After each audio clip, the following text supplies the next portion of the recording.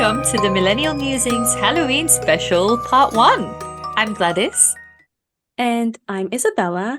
And usually we follow a theme in which we answer about 2 or 3 questions. And we're actually currently in our shit, I'm a woman theme. So last week we talked about feminism. But yeah, because we both just really love Halloween and all things spooky, we thought, why not have a little Halloween special series? So today and next week, you're gonna hear some creepy stories and true crime cases and all our thoughts about certain true crime cases and so on. But before we actually get into today's Halloween special, we just want to address something that's going on in the UK in relation to our last week's episode about feminism. Namely the fact that the NHS is currently trying to ban trans women from the women's NHS ward. Well, they haven't actually banned it yet. They haven't put the ban in yet, but they are considering banning trans people from women's and I assume men's wards as well, because they want single-sex men's wards and women's wards is what I got from all the articles I've read. Yeah, and then the Prime Minister has also made some quite despicable comments about trans people and their identities. And yeah, they're kind of trying to make it sound like this is a threat or this is something to be concerned with, which is very interesting in a world or, in the UK today where the NHS are drowning because of so many different reasons, mainly them just being heavily underfunded, understaffed and overworked. So yeah, that this is now something that they're even focusing on, I think, is absolutely wild. Yeah, I agree. And honestly, the statements were just a bit too wild for me to accept. Yeah. So we did want to mention that because I think it ties nicely into our episode that we did last week. Yes, it definitely does. I mean, there has literally not been one case of a trans person harming someone or being a risk towards anyone in a hospital or anything. Whereas what we do know is a risk and a very real threat is cis men. And I think that should still be the focus. Yeah, 100%. 100%. Yeah. I mean, if I think about my own life, I have never, not once, felt unsafe by a trans person. I have felt quite unsafe many, many, many times by men. So yeah, by cis men. So yeah, we just wanted to address that because we think it's important to have that conversation. No, I agree. It's definitely important to have that conversation. And yeah, but should we, you know what, before we get into this, it's been a week. How are you? How are you doing? Well, we did see each other yesterday. We had a podcast meeting, which was very fun. Yes, our first in-person strategy meeting. It was really I nice. know. I did enjoy that. I know. We have so many nice ideas. I'm very excited. And our listeners should be excited too. Yeah. Okay, I want to bring something up, and I know that it's possibly your least favorite topic of all time, but I'm watching the Beckham documentary, and let me tell you, I am so incredibly intrigued. Honestly, I've learned so much about these people already, and I'm so fascinated by them. Obviously you meant it's my least favorite topic of all time because it's football. But Yeah. to be honest, David Beckham is kind of the exception in that scenario. I haven't watched Okay. it yet, but I really do want to watch it. Also when I was small, like Kick It Like Beckham was one of my favorite movies. So I think I will watch it because I've read so much good stuff about it, and my mom told me about it, and she said he really organizes his wardrobe and he loves cleaning the kitchen when everyone's in bed, and I'm like, you're my kind of guy. Oh, who does clean his kitchen? Yeah, so I'm kind of halfway, I think. And I'm just absolutely shocked by, so if you haven't watched it yet, maybe skip this part, skip like a couple of minutes ahead. Well, you haven't watched it, so can I say this? It's fine. Go ahead. Okay. So basically, so he played for Manchester United, and then he got picked to play for England, which was his biggest dream.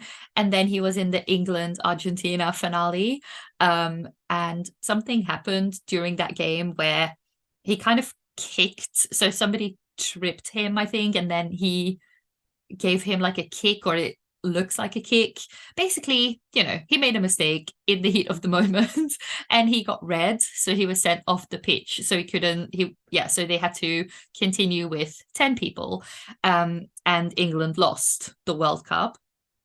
And the abuse that this man received is unbelievable. I was shocked. And I know how people can be. And I've seen it with, we've all seen it with a couple of years ago when England again was in the finale, the abuse that those players got. But it was unbelievable also, especially because I think we often say nowadays when there's so much abuse towards like celebrities, football players, whatever, we're like, oh yeah, but people do it online because they can hide behind like a screen.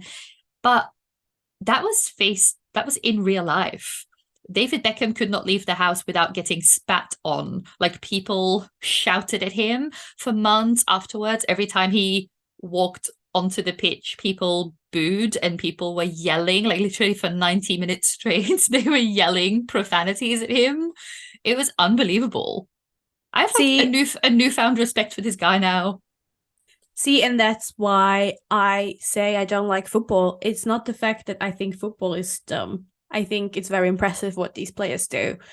I don't deal well with football fans because the fact that that impacts their life so much, that it has such an emotional effect on people. I get it that you maybe scream and you're happy when there's a goal and whatever, but that it can impact your life afterwards and you get so emotional and aggressive and just no. That is the reason why I'm like, I am annoyed at football. And I do have to say, especially since I moved to the UK, I've never realized the intensity of football fans until I lived here. I mean, you've seen it yourself. When was it the World Cup finale or the Euro Cup when you went to watch a musical at Leicester Square somewhere around there, and all the fans Yeah. were there, and it was just wild, and places were smashed. They were have had glass smashed of windows and whatever. Yeah, I made the mistake of going into central London that day, and literally from like 10 a.m. it was absolute carnage already. Um, and yeah, I mean, it's no secret that I think English football fans need to chill. And I think for some reason, I don't know why, but it's next level in England as well. Like I lived in Germany when they eventually won the World Cup, and how just like sober everything was and how people just acted normal. It was just night and day compared to England.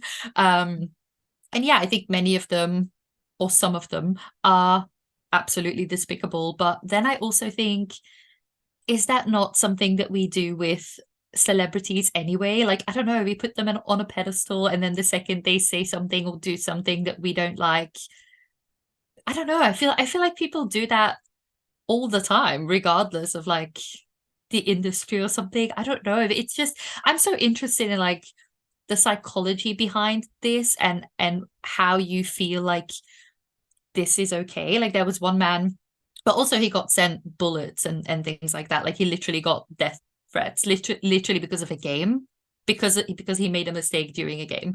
And then there was this one guy, and they actually show him in the documentary. He had like a noose outside of his door with a doll of David Beckham on it, and then they interviewed him and he was like, no, there's nothing wrong with this, like this is fine, whatever. And I mean, David Beckham was not doing well, obviously, if you have to deal with this for months. And I think it's so fascinating in the most horrible way that people do this and that people think this is normal. I mean, I can absolutely not relate to this because I don't feel about anyone that way. I can't get that involved into other people's lives or activities. Like I would say I'm quite a Swiftie, but I mean, it doesn't impact my life.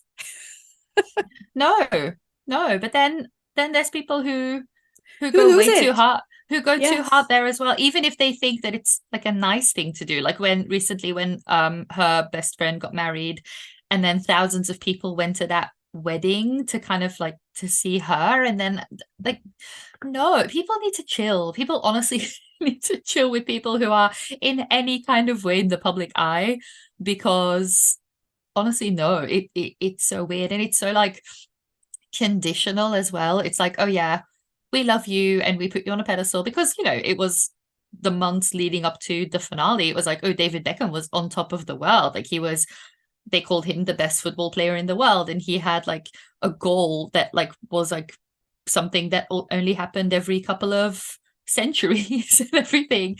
And then they just praised him so much. And then this one thing happens and you're literally the devil.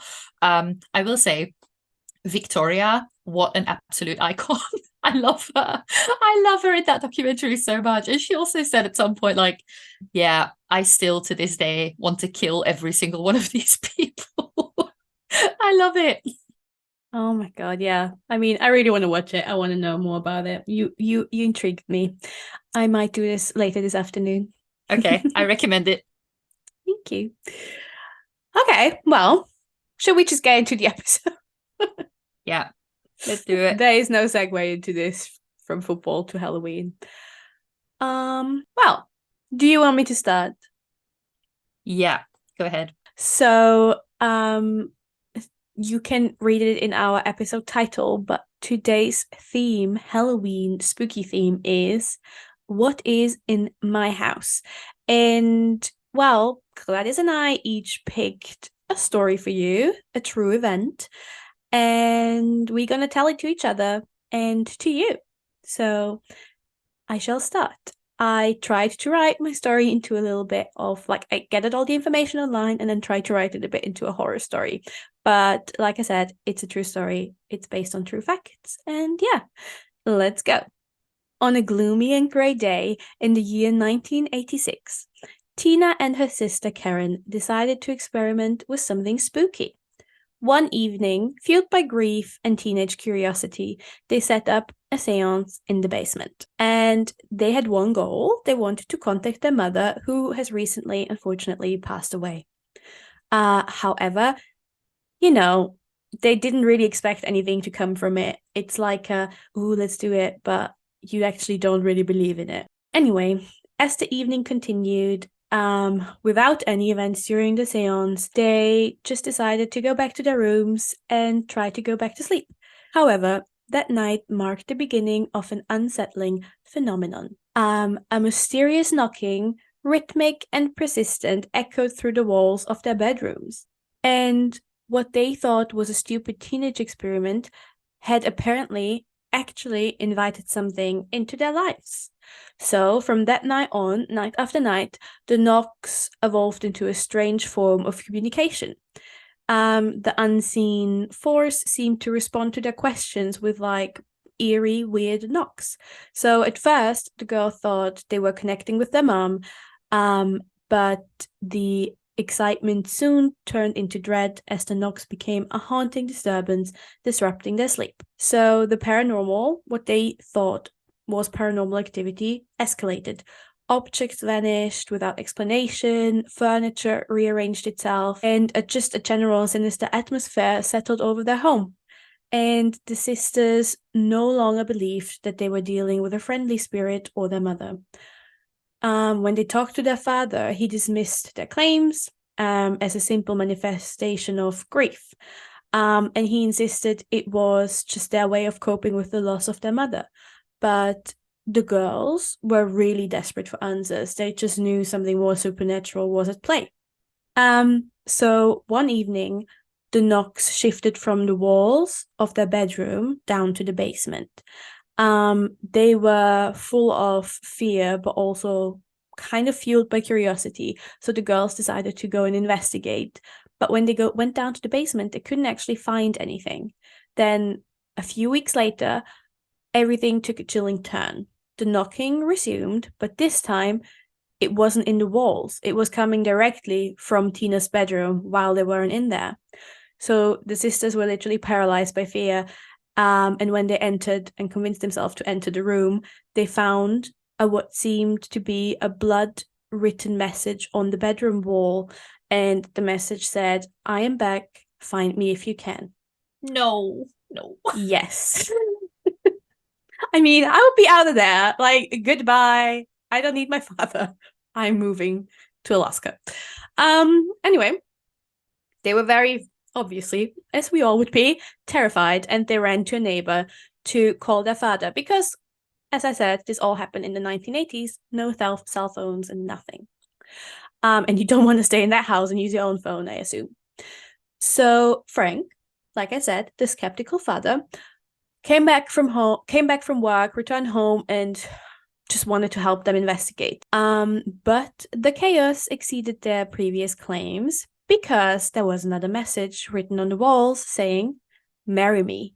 And then, in the shadows, the father sees a figure emerging. And the figure seemed to be, and turned out to be, a teenage boy wearing the makeup, the dress, and a blonde wig of the deceased mother and wife. And in one of his hands, he was carrying a hatchet. So, I mean, I would be very confused of what I'm actually looking at because, I mean, I don't know. You probably are in a lot of grief. You're probably, in a way, wishing it's just the ghost of your mother, but then you find an actual intruder in your house. Anyway, in the struggle, the intruder revealed to be Denny LaPlante, a boy who wasn't unknown to Tina and her sister. But somehow in the whole struggle, Denny managed to vanish. But then, well, and then obviously the father and the girls, they called the police. And when the police arrived, they uncovered a different kind of horror. Each message on the walls was a twisted game played by him, by LaPlante. He wasn't actually using blood, he was using ketchup to write on the walls. Thank God. But the officers went on searching for clues, trying to find him because he literally just vanished. And while they were looking through the whole house, they discovered a hideout that revealed the extent of his intrusion. So one of the officers actually found a hidden crawl space behind a cupboard, which was built into the wall of Tina's bedroom. So when the officer opened the door to the crawl space, he discovered that Danny LaPlante was lying in there, curled up like a little baby.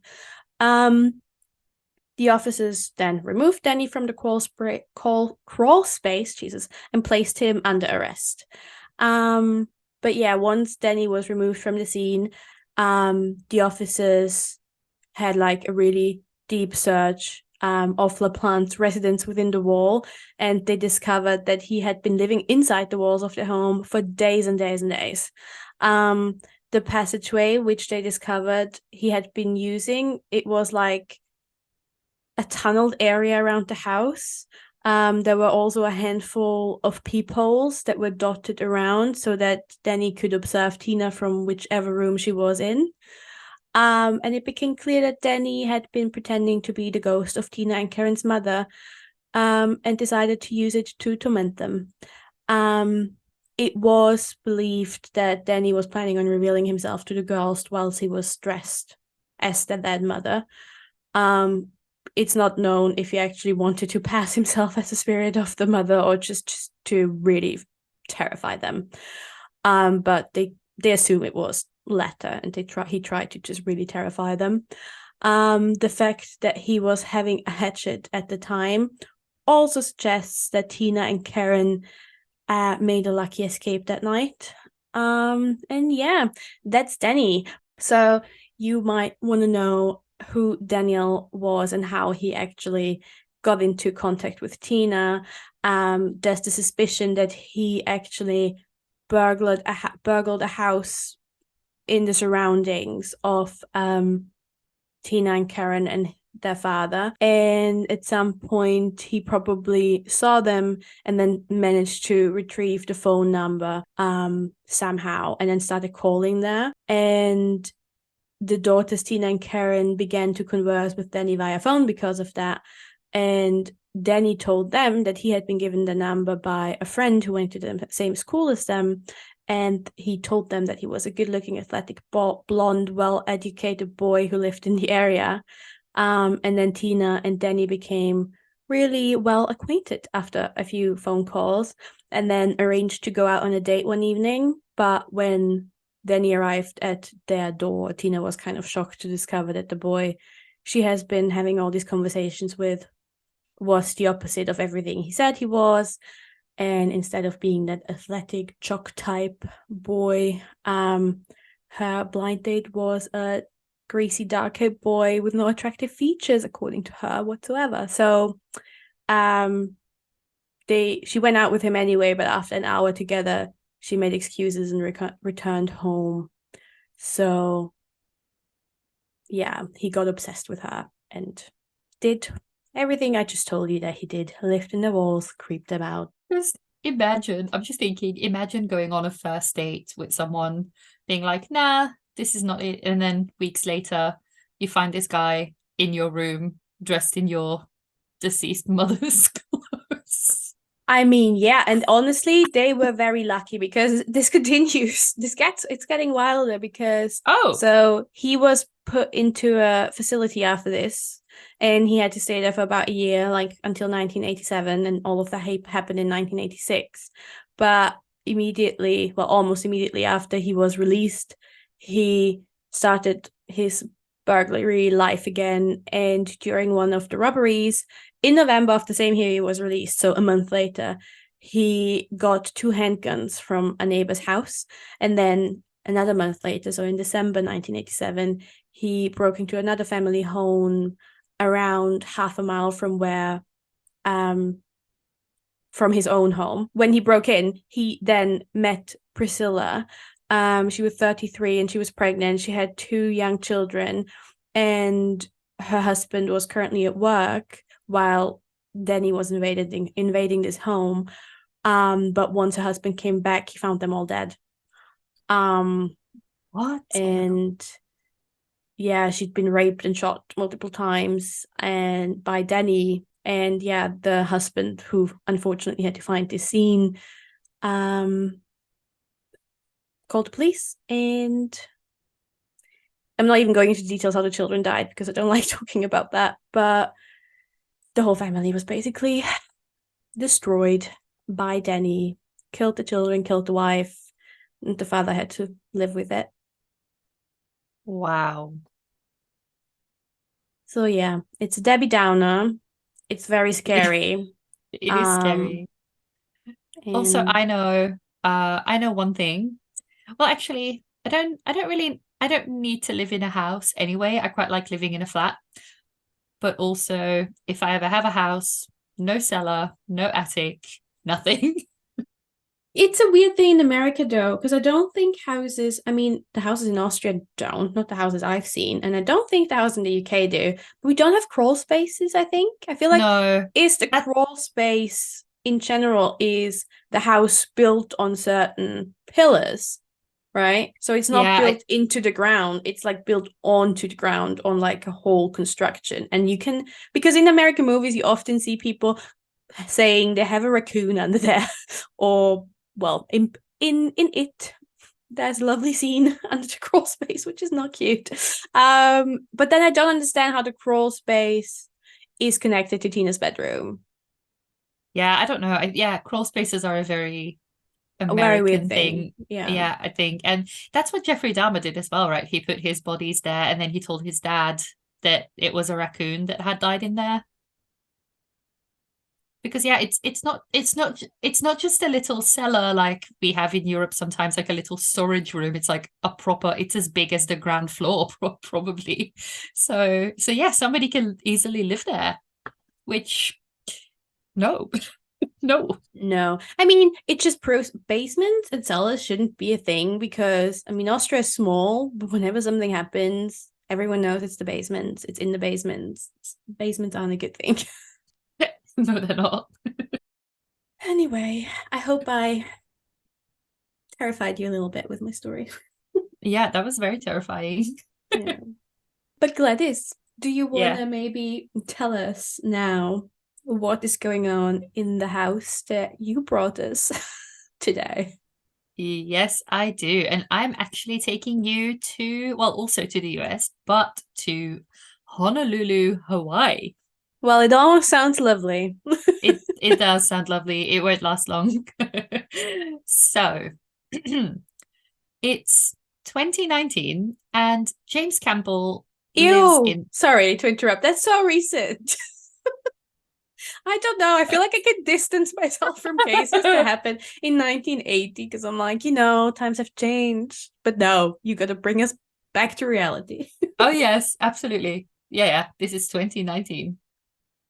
So, James Campbell lives in Honolulu, Hawaii, like I said, with his wife Brittany and their two children.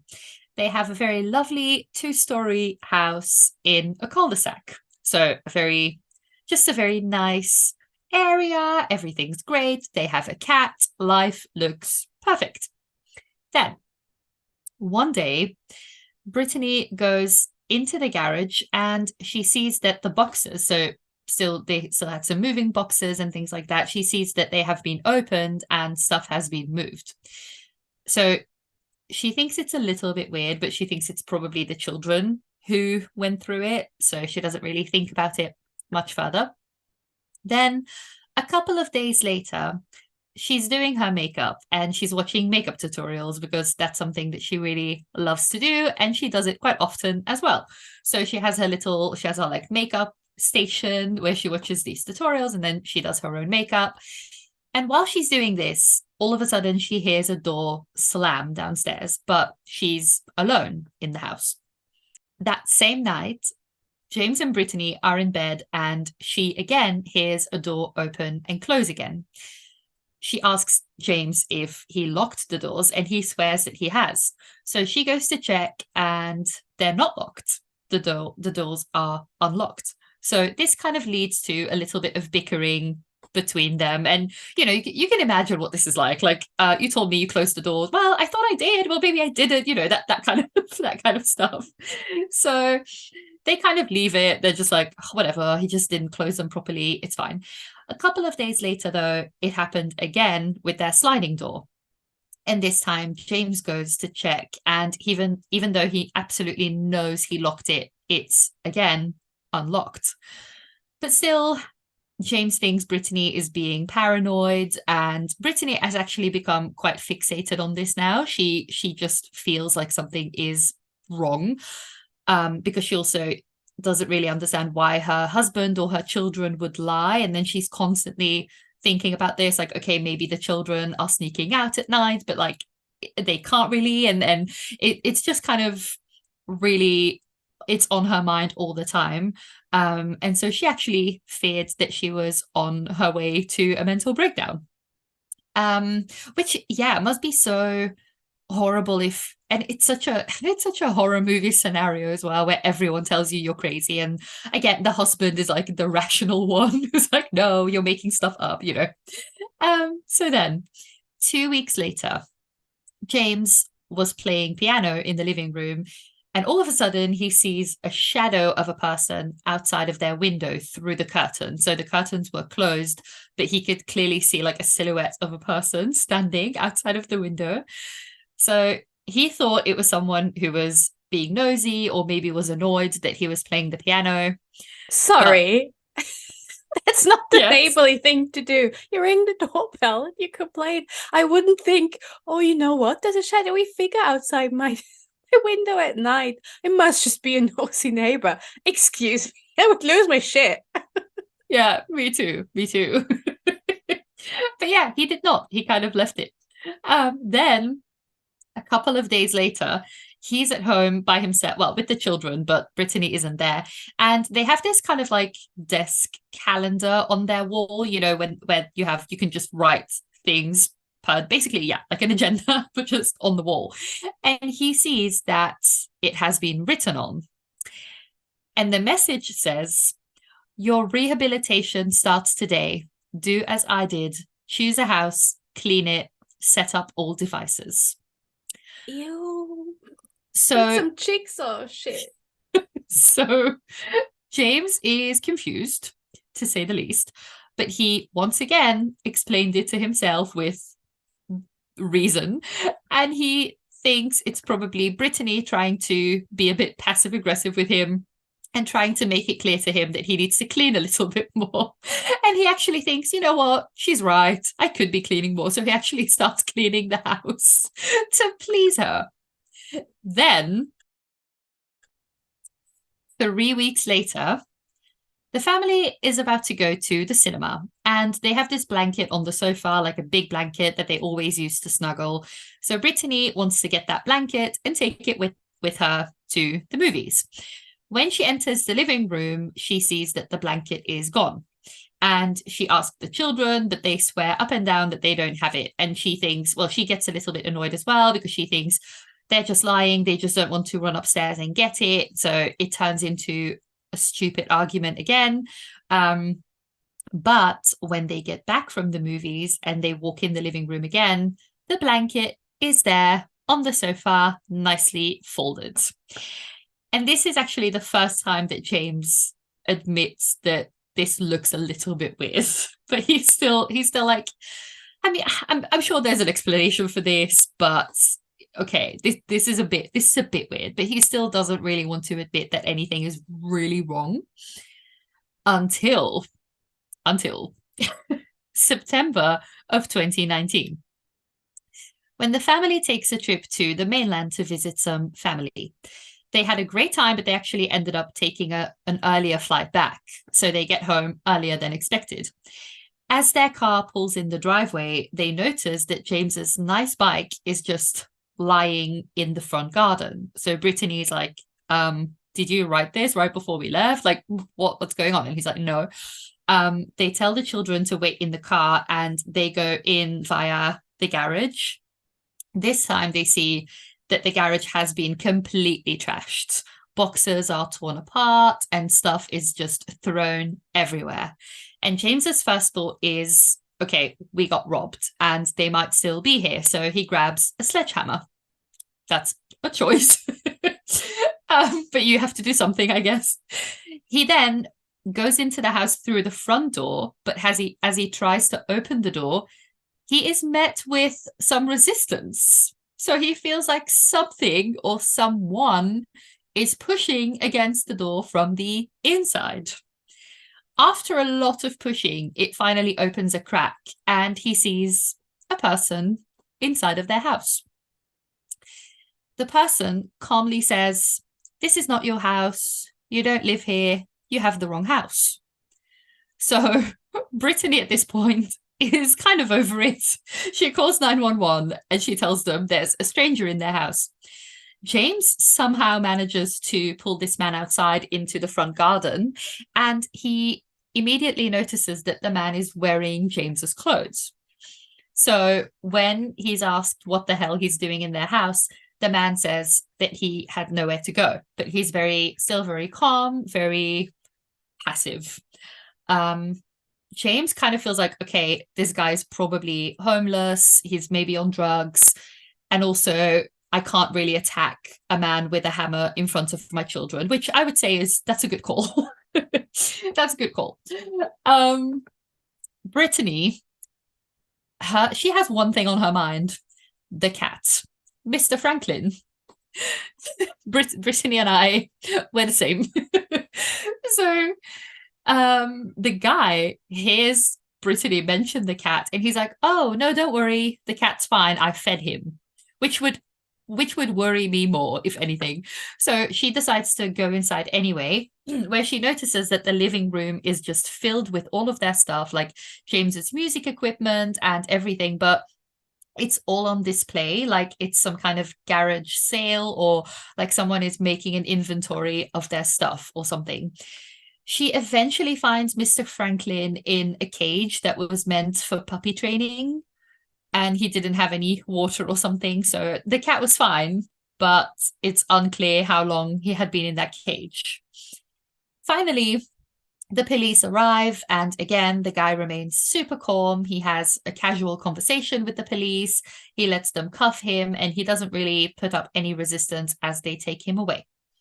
So it was, well, actually, throughout the whole thing, though, he acted like there wasn't anything weird about what he did. He acted like it was just normal, like, oh, well, I had nowhere else to go. So, like, yeah, of course I was here. The family, of course, are extremely shaken up, as you would be, but they kind of thought, okay, this was, a homeless man, someone who was not mentally well, and he just had nowhere to go. But then they actually start inspecting their house a little bit more.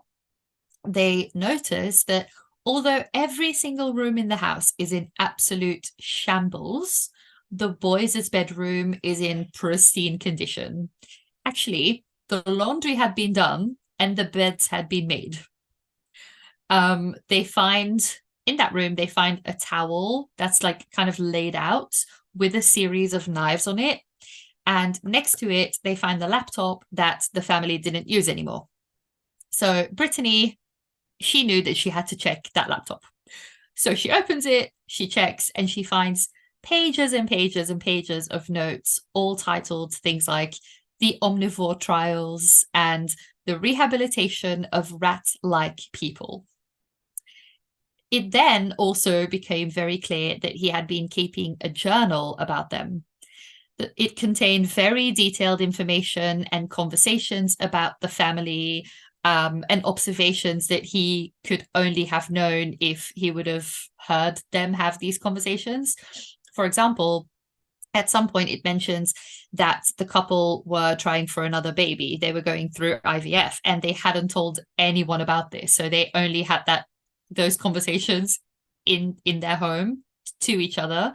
So the note also said that she should just give up and focus on the children that she does have, and just all these observations about this family.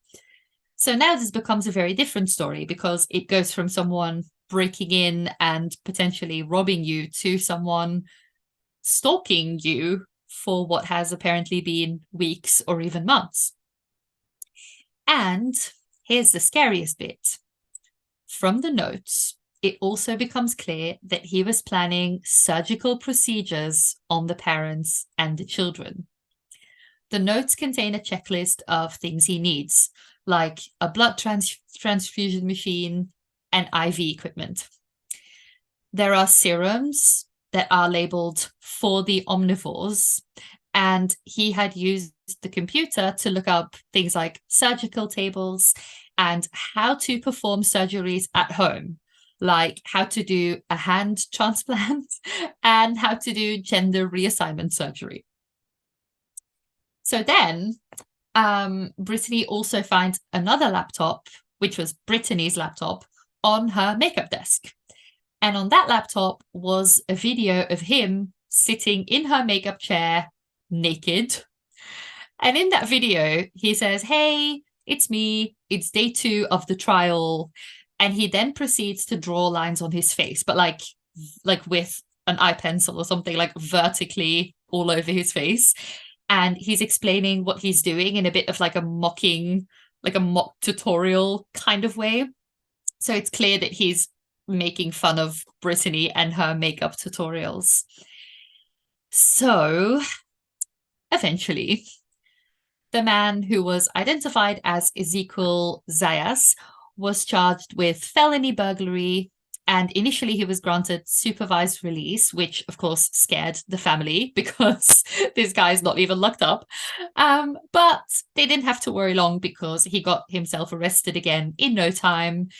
And then he was in a facility during his psychological evaluation where he then murdered his cellmate. So the family was told one day that he had murdered his cellmate. So clearly that just became even more clear that it wasn't innocent or anything. The family, the Campbells, moved away. They moved back to the mainland, and they say that every aspect of their life has been impacted by what happened. Holy fuck. Like, I would have to burn everything I ever owned. I couldn't use anything that once was in my house without thinking about that guy. I just feel like, and I've had that, like the girls in Morbid in the True Crime podcast said it many times, and I so agree. It's like being an intruder, having an intruder is like the scariest like it's like the scariest kind of people to me because they don't know usually unless they watch House for a while what they walk into if they're just coming in at night for no reason or like to burgle you. But then it's just if your space where you should feel safe and comforted is invaded like this and everything, like, the guy's arrested, he's gone. But how are you going back to normal? So, when I was living in Antwerp, I had a studio flat and it got broken into at some point. So I got home and they had made an absolute mess as well. Like everything was like pictures and everything, picture frames were on the floor and everything, and every single cabinet was open. And, that was just, well, not just, but someone coming over to just rob me. And then they were only in there for, I don't know, maybe 10 minutes or something. But that felt very weird as well, just knowing that they had gone through my stuff, and even like clothes were like just pulled out of the wardrobe and everything. And so that felt very weird already. And for the like a couple of months afterwards, I still felt very, I don't know, quite on edge every time I was in the bath, for example, or every time I went to take a shower, I was always like, oh, what if someone's coming in now? So just knowing that somebody has been watching you for months. And like you said as well, he touched all of your stuff. He washed your children's clothes and sheets and everything. Like, no, all of that would have to go. It like you said, it's the most invasive thing. It is wild. And what did he feed the cat? Like, So I have a question about the cat because of course I do. But that's something I focused on for a moment because so Brittany says that she was very worried about the cat and what had he done with the cat and did the cat have food? But then I was wondering, did they not have anyone like checking up on the cat in the meantime? Like what was their original plan that the cat, and I know that sometimes when people have cats, they go outside. Sometimes people are like, well, he'll be fine. But I don't know. Did they not, at least with a neighbor or something, have a deal of like, go check on the cat every couple of days? I don't know. That was strange to me. well, I think with the cat, I just would assume they probably were, maybe they were the family should like be like the cat's outside. There's like a little, I don't know. For example, my cat, when they leave for holiday, and I mean my brother and his family, because they live with our cat now in the house. The cat will be outside, but there's like a little box where she can sleep in underneath the roof. But neighbors are coming daily to give her food. So you would think that at least someone came and gave food outside. But then if they gave the food outside, maybe they didn't notice. But then if the bicycle is just randomly lying all of a sudden on the front yard, you'd be like, they must be back then. I don't know about that cat. Yeah, I know. So I had a couple of questions. If Brittany and James hear this, let us know what happened to Mr. Franklin. What was the plan? I mean, maybe that's why he was saying, I fed him. Don't worry, because you didn't put anything out for him. Yeah, maybe he was just there to take care of the cat. Yeah. But I mean, No. also just, the fact that probably because they got home early, he probably hadn't had the time to completely finish his plan or something, because also in that video he says it's day 2 of the trial, and it looked like he was setting literally everything up for to perform these surgeries. So what if they would have come back later and maybe he would have just been prepared What for kind of, them. like, why did he choose those surgeries as well? Like, a hand transplant is very random. What was he going to do? Change the hand from the mom's body to the son's body, or I don't Oh, know. I don't know. It's a wild one. Yeah. This is a wild one. Well, thank you for terrifying me. No worries.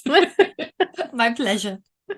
So the stories Gladys and I just told, this is a phenomenon, a terrifying one, and it is called frogging.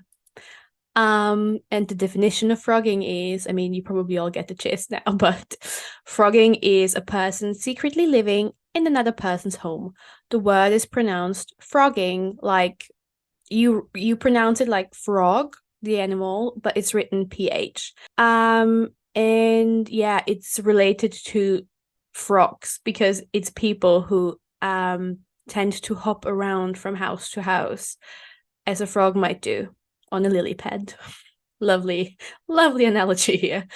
But yeah, actually, I told Gladys just before we started recording this episode that when I was looking for frogging cases, I also was going around YouTube and I actually found a vlog of someone who just started their frogging, I don't know how you call it, endeavour in someone's house. I haven't watched it yet, but I really, really want to look into this. Yeah, let me know when you do watch this because I that will would be share the link with crazy. you. Yeah. Yes, and I mean the difference between frogging and squatting, for example, is that squatters they choose buildings that are not occupied, whereas a frogger they won't let themselves be stopped by things like families actually owning and living in that house.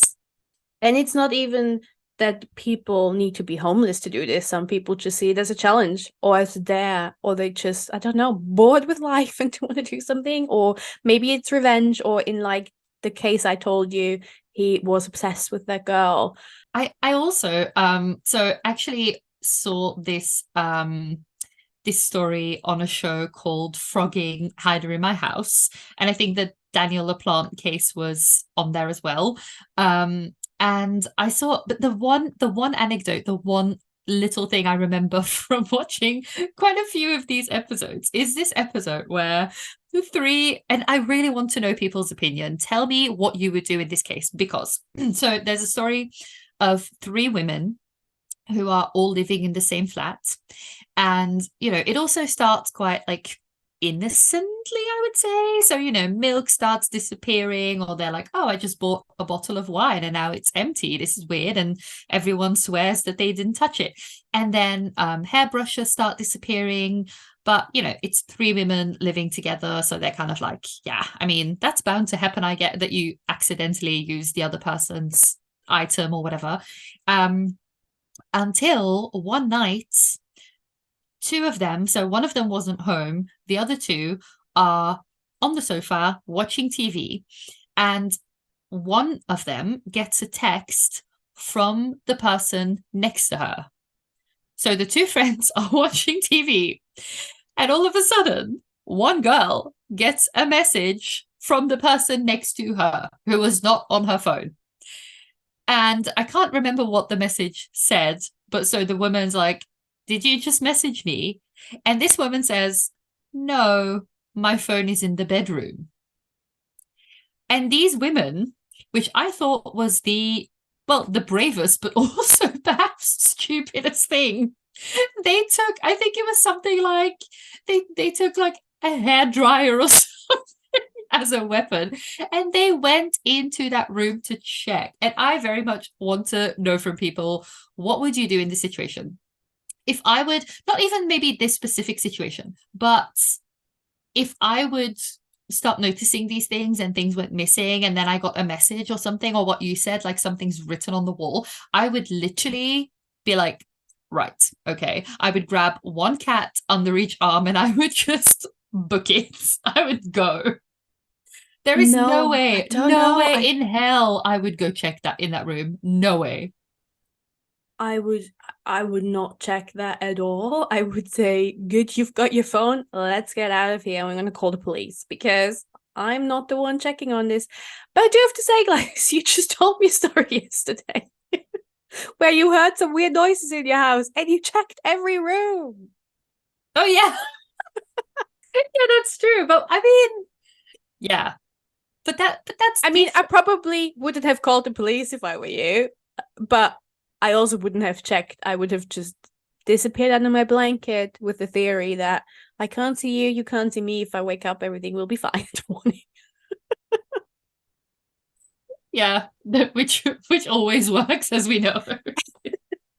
I know, but that was different. I was in my bedroom and I just heard some rustling from the coming from the living room. And I have two cats, so 9 out of 10, it's the cats. But then I noticed that both of my cats were on the bed with me and that they also heard it because they got up and their ears went backwards. And it was this thing where, cats are obviously like, oh, what's this? I need to go investigate. So then they ran into the living room. So I was like, yeah, I can't, like, I have to, I have to do something. My cats are in the living room. I need to go check.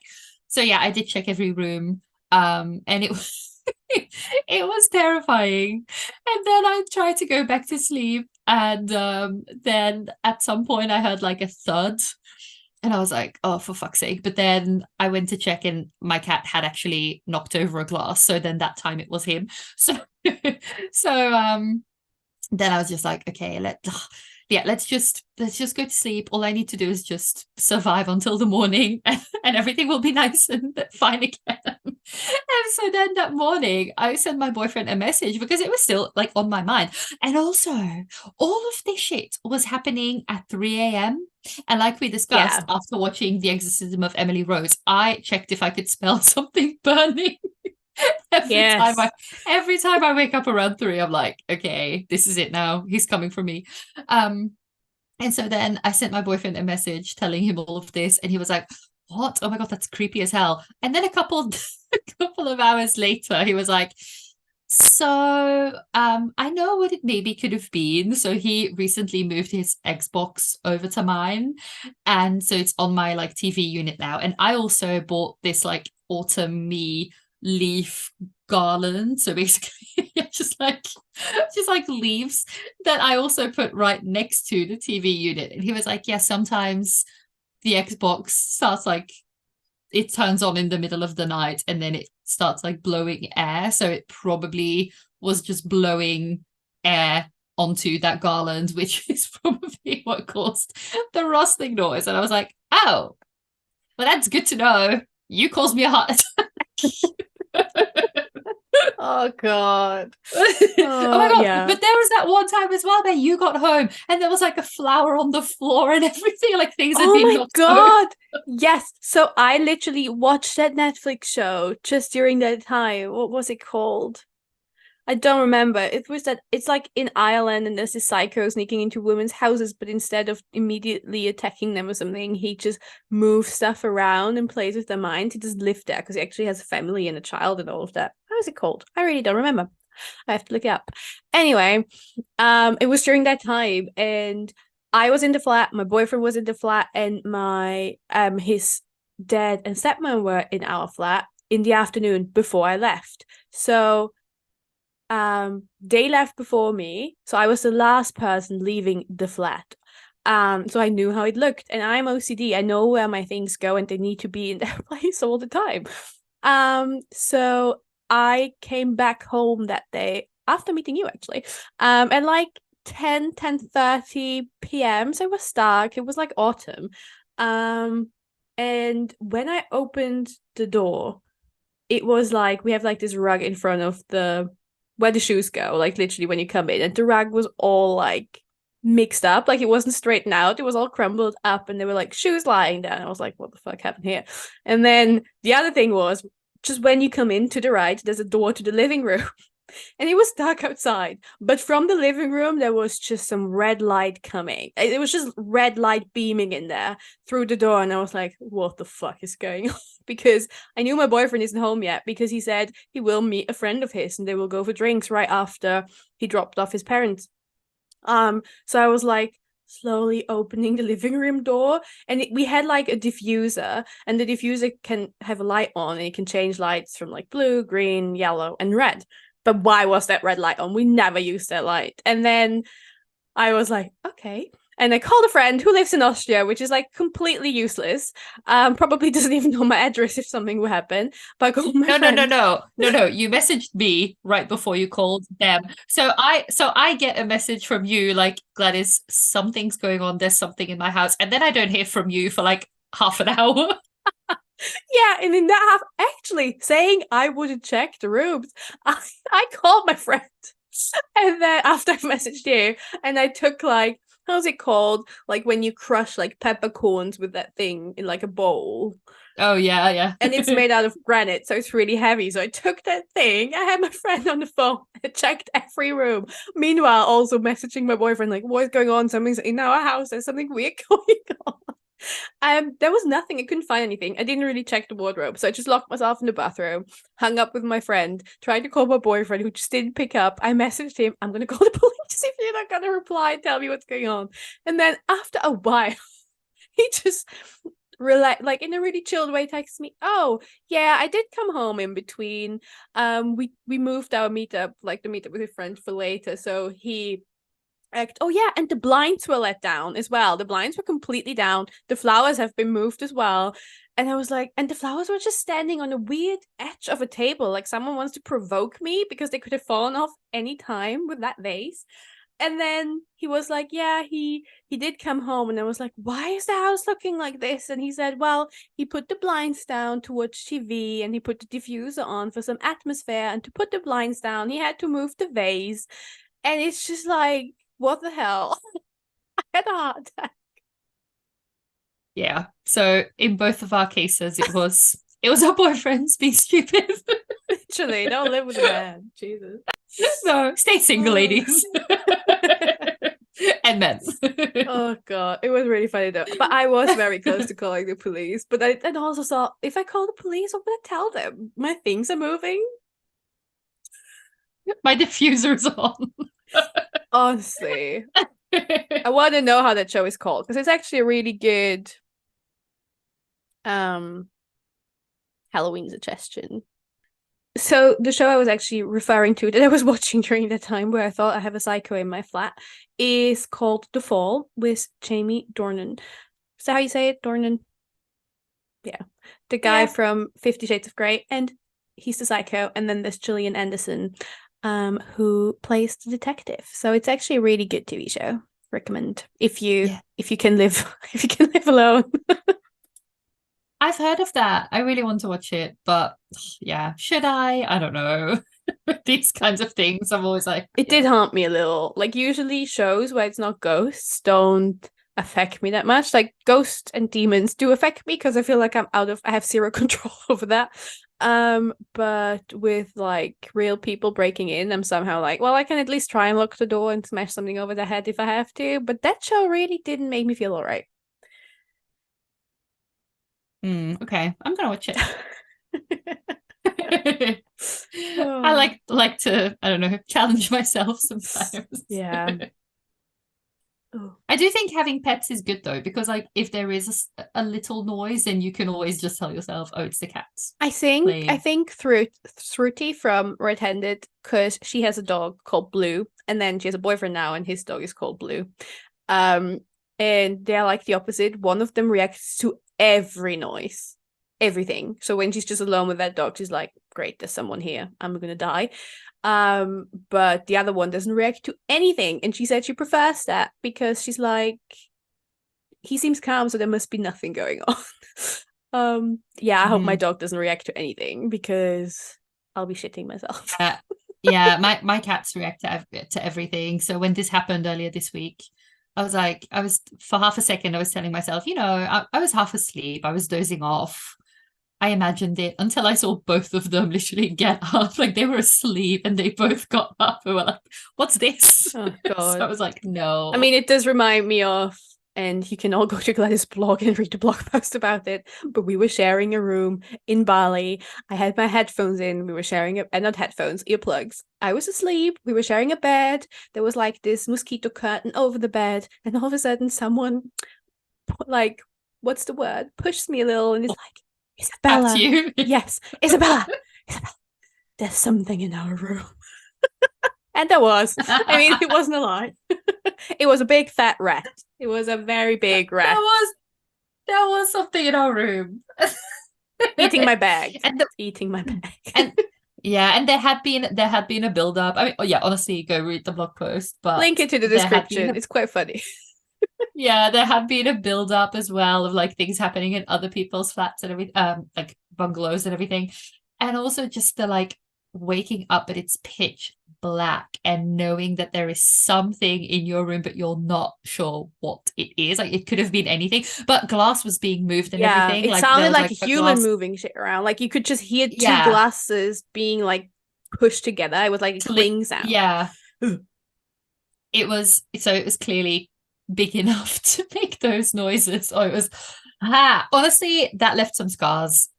We were walking home yesterday in the dark and there was like a leaf that was being blown from one side of the street. I jumped up. I was like, what is this? What is this? Every Literally. time I see something move now, I lose it. I mean, when we got back from Bali the first few days, I think actually it was the first day I got back. So first of all, I hate flying, but once I was on that plane, I was relieved. I slept like a baby. Don't get me wrong, I loved Bali. I was just happy I can sleep without worrying anything is around me. And then once I was at home, I was unpacking my luggage and something that I put in the recycling fell back out of the recycling and I jumped. I was like, it came with me. But yeah, it was just a plastic bottle. Anyway, those were our personal and researched scary stories. I hope you guys enjoyed that. Yeah. This was part one. So we'll be back next week with some more stories. And that well, this was true crime as well, Yeah. but those will be like more known true crime cases, I Yes. guess. Or maybe not known. Who Who knows? Who knows? We'll knows? see. Yeah. Cool. Do, do you have any movie recommendations? Well, I didn't write anything down, but it shouldn't be too hard to come up with some because this is my season. It's the season of the witch. Um, so I would definitely recommend, like I just said, The Fall, the series. It's really good if you want to be scared, if you want something more crime related and nothing with demons and ghosts.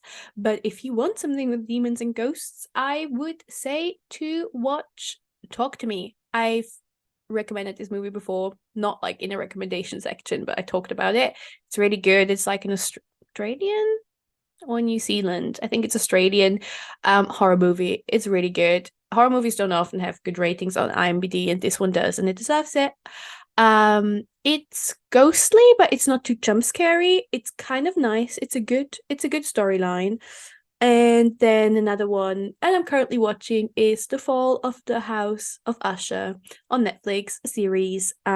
Really well made, weirdly made. It's like scary, but not really jump scary. But it's like gory sometimes, but it's just well made. I give it a go. It's based on Edgar Allan Poe's story Fall of the House Usher, but also there's ravens, there's all kinds of Edgar Allan Poe's kind of little aspects around the series. It's good. Yeah, you told me about that yesterday. I'm 100% watching that. It sounds great. Yeah, it's a great cast as well, and it's like the producer or the guy who made it and wrote it is the guy who made The Haunting of Hill House, The Haunting of Bly Manor, and Midnight Mass. So the cast is kind of the same as in those series, and people who know it will definitely also like The Fall of the House Usher. In my opinion, the best out of all three of them. Is it on Netflix? Yeah, it's a Netflix Sorry if you said production. that. Okay. Okay. Nice. I actually last week I think watched The Boogeyman, which is in cinemas now or was in cinemas recently. I quite liked it. I mean, it wasn't, I anything watched it recently. groundbreaking. It's Stephen King. Yeah. I know, yeah, it's a short story apparently by Stephen King. And um it's just so nice if you want to have like a scary movie night with some popcorn and a pillow to cover your eyes. Then I think it's a good one. Yeah, it's a good film. I like with Stephen King that it's scary and it's a big build up, but then in a way it's like with it's like you just need to fight the bully, or like you just need to know that you are strong and you don't have to be scared kind of vibe with his stories. And also the monsters, they're creepy when you haven't until you see them. Like once you see them, it's like a monster how a child would imagine a monster. It's not something that will wake you up at night. Even though I do have to say, not a fan of my wardrobe. I know, because the boogeyman lives in the wardrobe. So I'm like, my wardrobe can sometimes open a little bit by itself. So, yeah.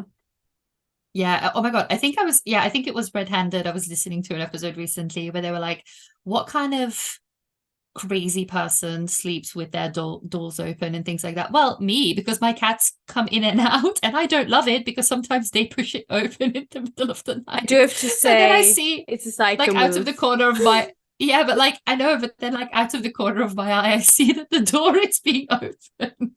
But my cats come in and out of the room. What can I do? I try to only leave it open a tiny bit, but then, yeah, they push against it. So. Well, some people in summer just do that.